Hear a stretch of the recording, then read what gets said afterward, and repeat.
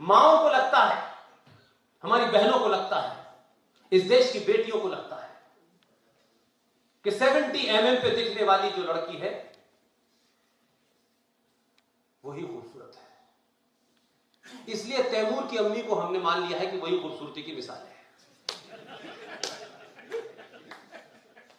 हम उससे आगे नहीं बढ़ पा रहे। इसलिए मैं एक बात तो कहूंगा कि आज से पहले फिल्में बनती थी और यह समाज फिल्मों से बड़ा ड्रिवन होता है। मैं कहता हूं कम से कम यहीं तक आए कि फिल्मों से ड्रिवन होता है। अगर इससे भी ड्रिवन होते हो तो मैं हर पिता, हर भाई, हर बेटे के सामने एक सवाल रखता हूं, ईमानदारी से बताइएगा, सच सच बताइएगा। मेरी भी 4 बहनें हैं, चारों टीचिंग के प्रोफेशन में, 2 रिटायर हो चुकी हैं, चारों हैं। आपकी बहन कहीं पढ़ने जाती है, आपकी बेटी कहीं पढ़ने जाती है, चौराहे पे 2 गुंडे उसे बदतमीजी करते हैं उसके साथ में।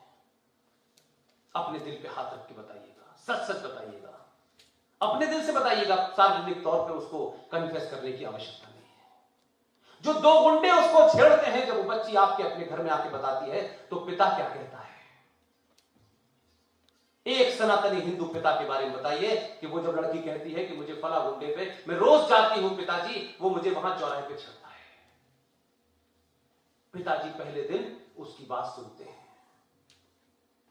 फिर दोबारा होते तो पिताजी क्या हल ढूंढते हैं? कहते तुम उधर से मत जाया करो, अभी इधर से जाया करो। वो जब उस पुरुषार्थी भाई को बताती है तो वो पुरुषार्थी भाई को लगता है कि ये तो कुछ उसने ऐसा डिफिकल्ट काम बता दिया। तो वो कुछ दिन सुनने के बाद झुंझला से कहता है तुम घर में बैठ के नहीं पढ़ सकते। आप इसको, यहां जो इलाहाबाद से आई हुई मेरी बहन थी, प्रोफेसर हैं इलाहाबाद यूनिवर्सिटी में, वो साइकोलॉजी की प्रोफेसर हैं।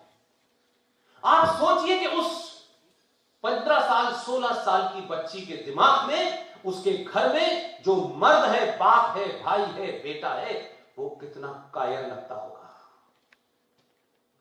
उनको समझ में आ जाता है उस बच्ची के दिमाग में कि मेरे घर में ये जो पुरुष हैं, मुझे तर्कों से, लॉजिक से अपनी कायरता को छुपा रहे हैं। इनमें दम नहीं है कि कहें कि कल मेरे साथ चलना, जिस गुंडे ने तुझे मारा है मैं उसको समाप्त कर दूंगा। वो ये नहीं कहता, वो रास्ता बदलने के रास्ता बताता है और एक दिन रास्ते सारे बंद हो जाते हैं। इसलिए वो ये समझ लेती है कि मेरे घर का पिता, मेरे घर का बेटा, मेरे घर का भाई कायर है। ये मुझे तर्क बहुत दे रहा है लेकिन मेरी समस्या को सॉल्व नहीं कर रहा, क्योंकि वो छेड़ने की जितनी भद्दी बातें हैं वो ना पिता को बता सकती है ना भाई को बता सकती है। इसलिए एक दिन पिताजी नौकरी पे जाते हैं, उन्हें पैसा कमाना है, माता जी को कीर्तन सुनने जाना है, चमत्कार देखने जाना है। उन्होंने कुंडी लगाई, वो चली गई चमत्कार देखने। उस बेटी को पता चल गया उसके घर में कितने मर्द हैं, कितने पुरुषार्थी हैं। तो फिर वो टेलीविजन और स्क्रीन पे जिन मर्दों को देखती है जो माचो जैसा लगता है, फिर वो चाहे पंचर जोड़ने वाला क्यों ना हो, उसी के साथ चली जाती है। और फिर आप कहते हैं लव जिहाद पे कानून बनाओ। पुरुषार्थी समाज के सामने एक रोल आया, आप कम से कम पूरा परिवार उस फिल्म को देखने जाए। आज आधुनिक भारत में एक फिल्म आई बाहुबली।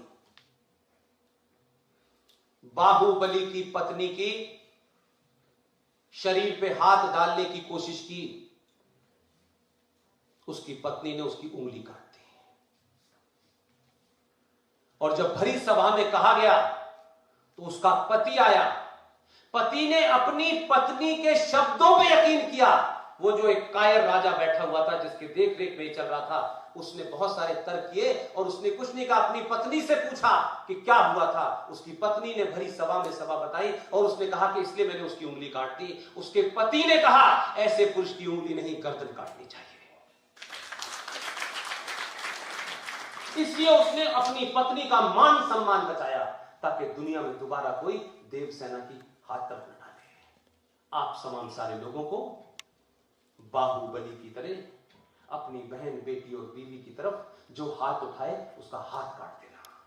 जिस दिन यह हो जाएगा आप सरकारों से लव जिहाद के कानून की मांग नहीं करोगे, वो करेंगे कि हम जिहाद बंद कर देते हैं। यहां से समाज ताकत से चलता है, सरकारें संविधान से चलती हैं। संविधान में अगर है मगर है नहीं चलता। इसलिए आज की सभा जब आपने शुरू की, मैं आपके माध्यम से ये तमाम सारी चीजें YouTube पे जाएंगी।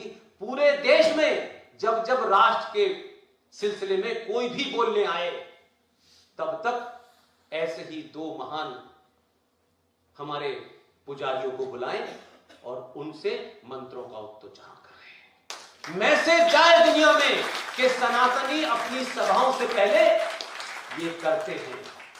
जो खान साहब बैठे हैं उन्हें सुनना अच्छा लगता है तो जाएं, बाहर नहीं लगता thank you very much. Bharatiya Samaj की जो पहचान है, और आपकी पहचान ये कहीं नहीं थी, ये गंगा जमुना तहजीब ये दुनिया का सबसे बड़ा फ्रॉड है। मुझे नहीं मिला आज तक। जितने भी उस वक्त के राजा हैं उन सब ने फ्रॉड किया। हज करने वालों को पैसा, टर्की में मुसलमानों को पढ़ने के लिए पैसा, किसी को वहां इराक में कैनाल बनाने के लिए पैसा, ये तो यहां से जा रहा था। आगरे में सबसे बड़ा फेमिन पड़ा, उसके लिए 1 लाख रुपए नहीं थे, लेकिन मुमताज महल की बेटी को, उनकी बहन को देने के लिए लाखों शर्तियां थी। कौन सी गंगा जमुना तहजीब थी भाई? कहां थी ये तो घुट्टी आपको पिला दी गई ताकि आप इसी में बिजी रहें। कौन सी गंगा जमुना तहजीब थी? हजारों ब्राह्मणों का जनेऊ उतार करके रोज रात को तुलवाया जाता था, वो गंगा जमुना तहजीब के तहत हो रहा था। ये 30,000 मंदिरों को तोड़ा, गंगा जमुना तहजीब थी। लेकिन हम इतने ज्यादा अपने आप में ही ग्लानि भरे हैं, गंगा जमुना नहीं, हम सबको मिलकर रहना। कहां मिलकर रहना है? कश्मीरियों से ज्यादा मिलकर रह सकते हो आप। इसलिए अयोध्या में एक मंदिर का निर्माण हो रहा है। यहां संघ के भी पदाधिकारी हो सकते हैं, विश्व हिंदू परिषद के भी हो सकते हैं। मेरा उनसे कोई विरोध नहीं है। करोड़ों का मंदिर बन रहा है, बनना चाहिए। मर्यादा पुरुषोत्तम राम का मंदिर है, दुनिया देखे तो सही कि मर्यादा पुरुषोत्तम राम का मंदिर कितना भव्य बनेगा। लेकिन मेरी जहां ट्रेनिंग हुई है, मैं उसको न सोच के आगे की सोचता हूं। भगवान राम का अरबों खरबों का मंदिर बने, मुझे इसमें ऐतराज नहीं है, पूरी शान और शौकत से बनना चाहिए। लेकिन मैं पूछना चाहता हूं कि सोमनाथ का मंदिर जब तोड़ा गया था, तब भारत में हिंदू कम थे क्या? कब पुजारी नहीं थे क्या? क्या करोड़ों लोग वहां से आए थे क्या? इसलिए मैं आज 2021 में कहता हूं, मंदिर कितना भी भव्य बनाए, लेकिन ये मंदिर हजारों साल तक इसको तोड़ने वाले न पैदा हो। इसलिए जो चलता फिरता हिंदू समाज है, इसे मंदिर की तरह मजबूत करें, तब मंदिर बचेगा। उसकी नींव कितनी मोटी है, नहीं आने वाले ने नहीं देखा। आपसे भी ज्यादा मजबूत मंदिर बने हुए थे जो चारों तरफ तोड़े गए हैं। मंदिर फिर टूटेगा, 50 साल में टूटेगा, 10 साल में टूटेगा। आने वाली जनरेशन लिख लें, अगर सनातनी हिंदू समाज कमजोर और कायर और लालची रहा तो आप कितने मंदिर बना दिए, कोई सुरक्षित नहीं है। आपको गलतफहमी है कि पुलिस मंदिर को बचाएगी, आपको गलतफहमी है। नहीं, वो संविधान के हिसाब से चलेगी, सत्ता के इशारे पे चलेगी, और सत्ताएं कभी परमानेंट नहीं होती। इसलिए देश टूटता रहता है। भारत देश कई बार टूटा है, उसके कई टुकड़े हुए हैं, लेकिन भारत राष्ट्र नहीं टूटा। क्योंकि आज भी हिंगला माता बलूचिस्तान में हो, शारदा माता पीओके में है, दीप वहां भी जल रहा है, बत्ती जलाने वाले वहां मौजूद हैं।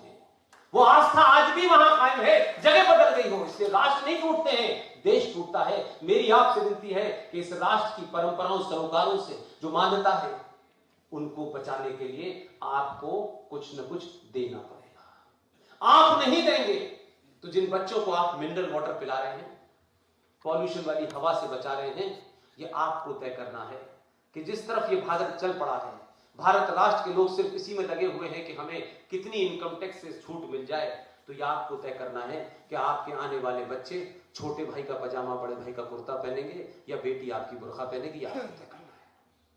बहुत बहुत शुक्रिया, थैंक यू वेरी मच।